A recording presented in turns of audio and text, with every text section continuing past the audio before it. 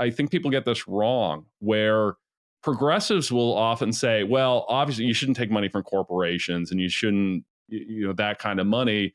You should just be taking foundation money. You go, okay, yeah, but foundations are funded by like the 0.0001%, right? So that creates potential challenges. Whereas conservatives might say, well, you shouldn't take money from government because, that might make you beholden to government. It's like, okay, well, then you're probably going, okay, let's take that off the table.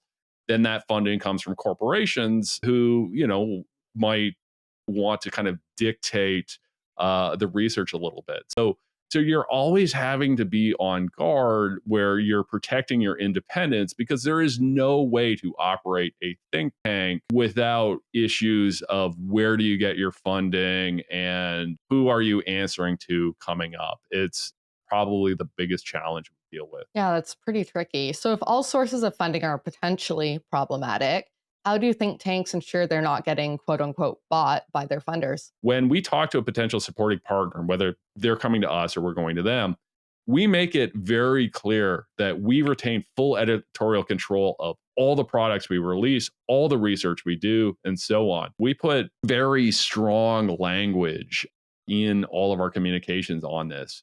And it scares off funders. It scares off supporting partners.